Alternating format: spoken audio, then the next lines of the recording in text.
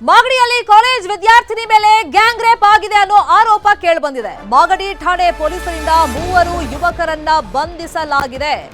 ವಿಕಾಸ್, ಪ್ರಶಾಂತ್, ಚೇತನ್ ಬಂಧಿತ ಆರೋಪಿಗಳು. ಇವ್ರನ್ನ ಮಾಗಡಿ ಠಾಣೆ ಪೊಲೀಸರು ಅರೆಸ್ಟ್ ಮಾಡಿದ್ದಾರೆ. ಕಾರಣ ಗ್ಯಾಂಗ್ ರೇಪ್ ಅನ್ನೋ ಆರೋಪ ವಿದ್ಯಾರ್ಥಿನಿ ಮೇಲೆ. ಬೆಂಗಳೂರಿನ ಕಾಲೇಜ್ ಒಂದರಲ್ಲಿ ವಿದ್ಯಾರ್ಥಿನಿ ಓದ್ತಾ ಇದ್ಲು. ಪ್ರೀತಿ ನೆಪದಲ್ಲಿ ಫಸ್ಟ್ ಪರಿಚಯವನ್ನ ವಿಕಾಸ್ ಮಾಡ್ಕೊಂಡಿದ್ದಾನಂತೆ. ಹುಡುಗಿ ಫ್ರೆಂಡ್ಶಿಪ್ ಮಾಡ್ಕೊಂಡಿದ್ದಾನೆ. ಯುವತಿ ಜೊತೆಯಲ್ಲಿ ಲೈಂಗಿಕ ಸಂಪರ್ಕವನ್ನ ಬೆಳೆಸಿ ಅದನ್ನ ವಿಡಿಯೋ ರೆಕಾರ್ಡ್ ಮಾಡಿಟ್ಕೊಂಡಿದ್ದ.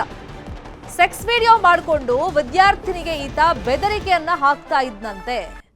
ನಾನು ಕರೆದಾಗ್ಲೆಲ್ಲ ನೀನು ಬರಬೇಕು ಅಂತ ಹೇಳಿ ಆ ವಿಡಿಯೋ ಇಟ್ಕೊಂಡು ಹೆದರಿಸ್ತಾ ಇದ್ದಂತೆ, ಬ್ಲಾಕ್ ಮೇಲ್ ಮಾಡ್ತಾ ಇದ್ದಂತೆ. ಪ್ರಶಾಂತ್, ಚೇತನ್ ಜೊತೆಗೆ ಸೇರ್ಕೊಂಡು ಮತ್ತೆ ಅತ್ಯಾಚಾರವನ್ನ ಈ ವಿಕಾಸ್ ಮಾಡಿದಾನಂತೆ.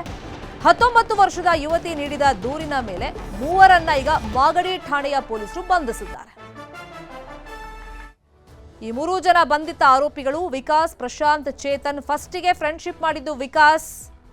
ಫ್ರೆಂಡ್ಶಿಪ್ ನೆಪದಲ್ಲಿ ಈತ ವಿಡಿಯೋ ಎಲ್ಲ ರೆಕಾರ್ಡ್ ಮಾಡ್ಕೊಂಡಿದ್ದಾನೆ. ಆ ವಿಡಿಯೋ ಇಟ್ಕೊಂಡು ಆ ಹುಡುಗಿಗೆ ಹೆದರಿಸಿದ್ದಾನೆ. ನಾನು ಕರೆದಾಗ್ಲೆಲ್ಲ ಬರಬೇಕು ಅಂತ ಹೇಳಿದ್ದಾನೆ. ಪ್ರೀತಿ ನೆಪದಲ್ಲಿ 3 ಜನ ಮತ್ತೆ ಅತ್ಯಾಚಾರವನ್ನ ಮಾಡಿದ್ದಾರೆ. ಸೊ ಈಗ ಆ ಹುಡುಗಿ ಕಂಪ್ಲೇಂಟ್ ಕೊಟ್ಟಿದ್ದಾಳೆ. 19 ವರ್ಷದ ವಿದ್ಯಾರ್ಥಿನಿಯಾಕೆ ಬೆಂಗಳೂರಿನ ಕಾಲೇಜ್ ಒಂದರಲ್ಲಿ ಓದ್ತಾ ಇದ್ಲು. ಈಗ ತನ್ನ ಮೇಲೆ ಗ್ಯಾಂಗ್ ರೇಪ್ ಆಗಿದೆ, ಅಂದರೆ ಸ್ನೇಹದ ಹೆಸರಲ್ಲಿ, ಪ್ರೀತಿ ಹೆಸರಲ್ಲಿ ನನ್ನ ಮೇಲೆ ಮೋಸ ಆಗಿದೆ, ಅತ್ಯಾಚಾರ ಆಗಿದೆ, ವಿಡಿಯೋ ಎಲ್ಲ ರೆಕಾರ್ಡ್ ಮಾಡಿಕೊಂಡು ಬ್ಲಾಕ್ ಮೇಲ್ ಮಾಡಿದ್ದಾರೆ ಅಂತೆಲ್ಲ ಆ ಹುಡುಗಿ ಆರೋಪವನ್ನ ಮಾಡಿದ್ದಾಳೆ. ಈ ಪ್ರಕರಣದಲ್ಲಿ ವಿಕಾಸ್, ಪ್ರಶಾಂತ್, ಚೇತನ್ ಅನ್ನ ಬಂಧಿಸಲಾಗಿದೆ.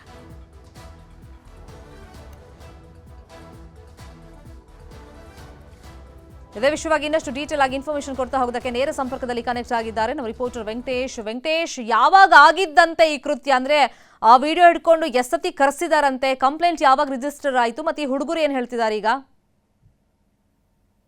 ಶರ್ಮಿತಾ, ಇಂಥ ಒಂದು ಪ್ರಕರಣ ಈಗ ಬೆಂಗಳೂರು ದಕ್ಷಿಣ ಜಿಲ್ಲೆಯ ಮಾಗಡಿ ಪೊಲೀಸ್ ಠಾಣಾ ವ್ಯಾಪ್ತಿಯಲ್ಲಿ ನಡೆದಿರುವಂತದ್ದು. ಏನು 19 ವರ್ಷದ ವಿದ್ಯಾರ್ಥಿನಿ ಬೆಂಗಳೂರಿನಲ್ಲಿ ವ್ಯಾಸಂಗವನ್ನ ಮಾಡ್ತಾ ಇರ್ತಾಳೆ. ಅದೇ ಒಂದು ಕಾಲೇಜಿನಲ್ಲಿ ವ್ಯಾಸಂಗ ಮಾಡ್ತಾ ಇದ್ದಂತ ವಿಕಾಸ್ ಎಂಬಾತ ಪರಿಚಯಸ್ಥನಾಗಿ ಅದು ಪ್ರೇಮಕ್ಕೆ ತಿರುಗಿ ಜೊತೆಗೆ ಆ ಹುಡುಗಿಯ ಜೊತೆಗೆ ಲೈಂಗಿಕ ಸಂಪರ್ಕವನ್ನು ಕೂಡ ಆತ ಬೆಳೆಸ್ಕೊಂಡಿರ್ತಾನೆ. ಜೊತೆಗೆ ಒಂದು ಕೆಲವೊಂದಷ್ಟು ಫೋಟೋ ವಿಡಿಯೋಗಳನ್ನು ಇಟ್ಕೊಂಡು ಅವಳಿಗೆ ಒಂದು ಬ್ಲಾಕ್ ಮೇಲ್ ಮಾಡುವಂತ ಒಂದು ಕೆಲಸವನ್ನು ಕೂಡ ಮಾಡಿರ್ತಾನೆ. ಜೊತೆಗೆ ಇನ್ನಿಬ್ಬರು ಸ್ನೇಹಿತರ ಜೊತೆಗೆ ಇದನ್ನ ಹಂಚ್ಕೊಂಡು ಆ ಹುಡುಗಿ ಜೊತೆಗೆ ಅನುಚಿತವಾಗಿ ವರ್ತನೆಯನ್ನ ಮಾಡ್ಬೇಕಾಗುತ್ತೆ ಎನ್ನುವಂತ ವಿಚಾರವನ್ನ ಆತ ಪ್ರಸ್ತಾಪವನ್ನ ಮಾಡಿದಾಗ ಆಕೆ ಒಂದು ಒಪ್ಪಿಗೆಯನ್ನ ಸೂಚಿಸದೇ ಇರುವಂತ ಹಿನ್ನೆಲೆ 3 ಜನ ಸೇರಿ ಆಕೆಯ ಮೇಲೆ ಬಲಾತ್ಕಾರವನ್ನ ಮಾಡಿದ್ದಾರೆ ಎನ್ನುವಂತಹ ಆರೋಪ ಕೂಡ ಕೇಳಿ ಬರ್ತಾ ಇದೆ. ಈ ನಿಟ್ಟಿನಲ್ಲಿ ನೊಂದ ಯುವತಿ ಮಾಗಡಿ ಪೊಲೀಸ್ ಠಾಣೆಯಲ್ಲಿ ದೂರನ್ನ ಕೊಟ್ಟಿದ್ದಾಳೆ. ಆ ದೂರಿನ ಅನ್ವಯ ಈಗ 3 ಜನ ಆರೋಪಿಗಳನ್ನ ಮಾಗಡಿ ಪೊಲೀಸರು ಬಂಧನವನ್ನ ಮಾಡಿದ್ದಾರೆ. ಇದೇ ವಿಚಾರವಾಗಿ SP ಶ್ರೀನಿವಾಸ್ ಗೌಡ್ರು ಈಗ ಮಧ್ಯಾಹ್ನ 1 ಗಂಟೆಗೆ ಸುದ್ದಿಗೋಷ್ಠಿಯನ್ನು ಕೂಡ ಕರೆದಿದ್ದಾರೆ. ಹಾಗಾಗಿ ಹೆಚ್ಚಿನ ವಿಚಾರವನ್ನ SP ಅವರು ಏನ್ ಹೇಳ್ತಾರೆ ಎಂಬುದನ್ನ ಕಾದ್ ನೋಡ್ಬೇಕಾಗಿದೆ ಶರ್ಮಿತಾ.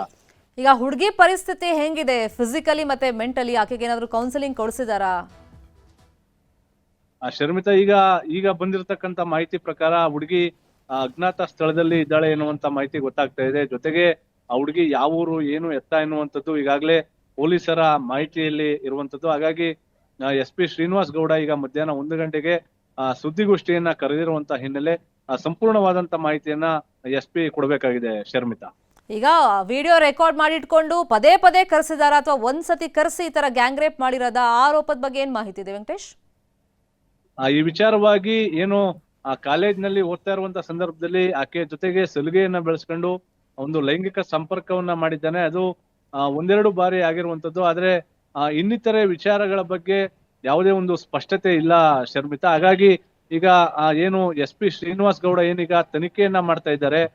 ಪ್ರಾಥಮಿಕವಾಗಿ ಅವರು ಯಾವ ರೀತಿಯಾದಂತಹ ಒಂದು ಮಾಹಿತಿಯನ್ನ ಕಲೆ ಹಾಕಿದ್ದಾರೆ ಎಂಬುದನ್ನ ಅವರ ಸುದ್ದಿಗೋಷ್ಠಿಯ ಮೂಲಕ ತಿಳಿದುಕೊಳ್ಬೇಕಾಗಿದೆ ಶರ್ಮಿತಾ.